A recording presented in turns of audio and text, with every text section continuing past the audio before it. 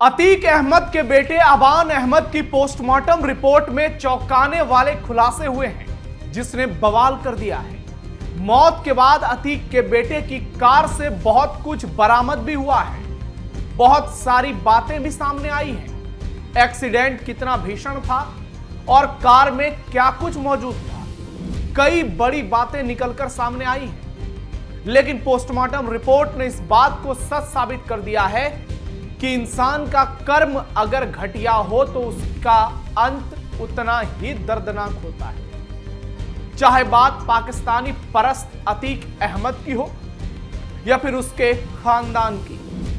नमस्कार, थर्ड आई देख रहे हैं आप, मैं हूं नवेंदु और आज के थर्ड आई में बात करेंगे अतीक के बेटे अबान की मौत के बाद हुए सनसनीखेज खुलासे की, साथ ही अतीक की करीब 12,000 करोड़ की संपत्ति की, जिस पर योगी आदित्यनाथ की सरकार ने बड़ा फैसला लिया है।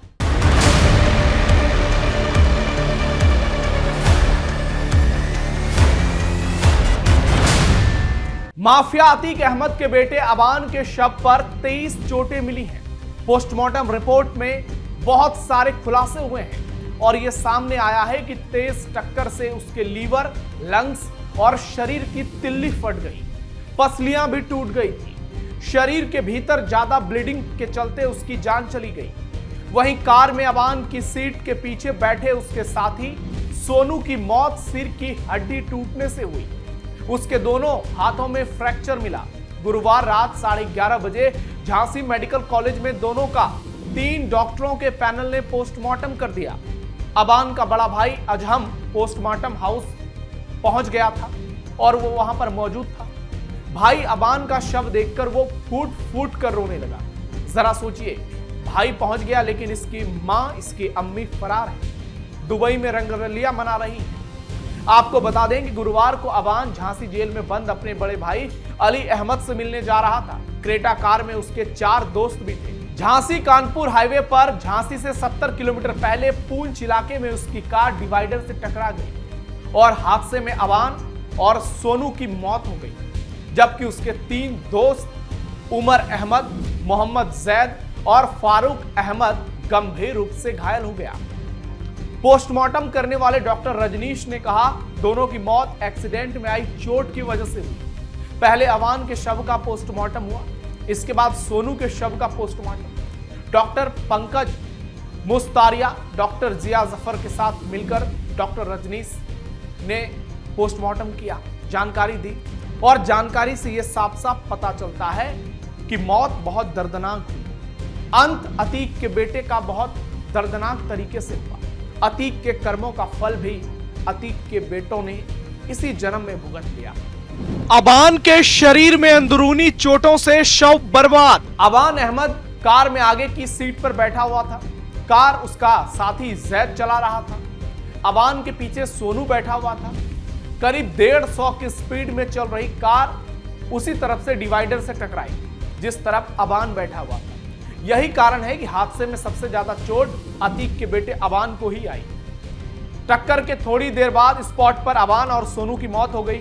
हादसे के बाद सबसे पहले वहां पर पहुंचे प्रत्यक्षदर्शी दीपक यादव ने बड़ा बयान दिया और कहा कि मैं शोर सुनकर सबसे पहले वहां पर पहुंचा। कार का दरवाजा खोलने की कोशिश की लेकिन वो नहीं खुला। इसके बाद एक घर से सब लोहे की रॉड लेकर आया और दरवाजा तोड़ा। दीपक ने बताया, दरवाजा खोलकर सबसे पहले एक युवक को बाहर निकाला। उसके मुंह में पूरा लाल रंग भर गया था चोट के बाद। उसने कहा, मेरा नाम अबान है, मुझे बचा लो। इसके बाद वो बेहोश हो गया। सोनू का शव लेने सतना से झांसी पहुंचे जीजा ने कहा, सोनू ट्रेलर का काम करता था। वो दुबई से कुछ समय पहले ही घर आया था। यहां आकर ट्रेलर का काम ही कर रहा था, मगर अभी कांवड़ियों की वजह से काम बंद हो गया है। वो कार ड्राइवर जैद और दूसरे साथियों का दोस्त था, इसलिए झांसी आ रहा था।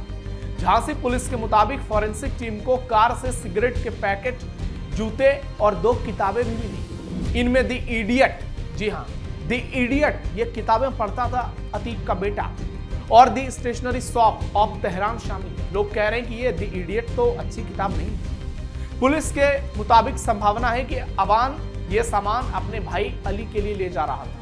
अबान कार की आगे वाली सीट पर बैठा था। जबकि उसका साथी जैद गाड़ी चला रहा था। जैद अतीक की मौसेरी बहन का दामाद है। उसे शादी में यह कार मिली थी। एक्सीडेंट में अबान की मौत की सूचना पर बड़ा भाई अहजम प्रयागराज से झांसी पहुंचा और अपने दोनों भाइयों के लिए पैरोल की मांग भी की, जो जेल में बंद है, लेकिन पैरोल नहीं दिया गया। और खबर है कि अबान को वहीं पर दफनाया जाएगा जहां पर अतीक को दफनाया गया।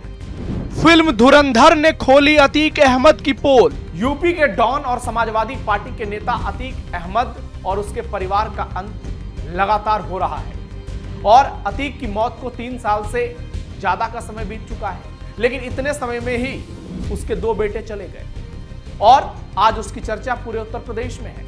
अतीक मर गया, लेकिन आज भी लोग उसकी बात करते हैं। 6 अगस्त को अतीक के सबसे छोटे बेटे अबान अहमद कार हादसे में चल बसा। इससे पहले 13 अप्रैल 2023 को उसके एक अपराधी बेटे असद अहमद का यूपी पुलिस ने एनकाउंटर किया था, क्योंकि वो उमेश पाल हत्याकांड में शामिल था।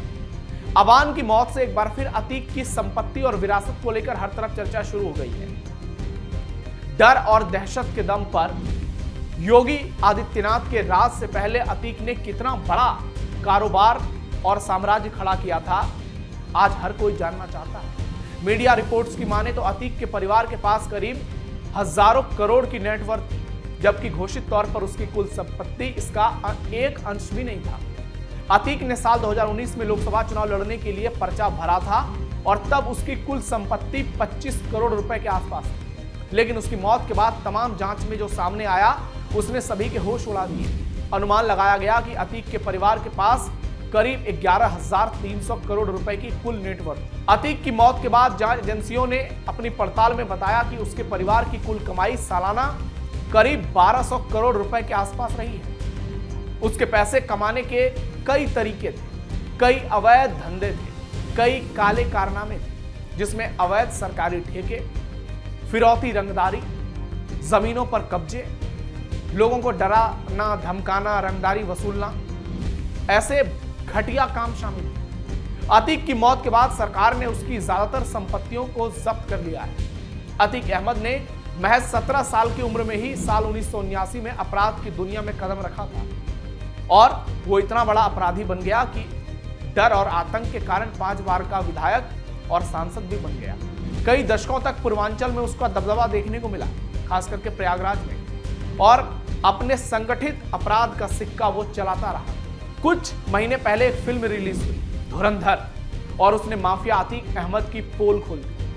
फिल्म में दिखाया गया कि अतीक अहमद कैसे पाकिस्तानी परस्त बना, वो पाकिस्तान के संपर्क में आया, हथियारों की सप्लाई की, देश में आतंकी हमले कराया, भारत विरोधी उसने कितने घटिया काम किए, और इस फिल्म में अतीक का पूरा कच्चा चिट्ठा खोल दिया और अतीक पूरी तरह से एक्सपोज हो गया। मरने के बाद भी उस पर बड़े खुलासे हुए। जरा सोचिए, जिस व्यक्ति ने देश को इतने दर्द दिए हों, आज उसके खानदान को इतना दर्द मिल रहा है, जिसकी उम्मीदें लोग करते हैं कि जैसा कर्म किया वैसा फल मिलेगा, जैसी करनी वैसी भरनी।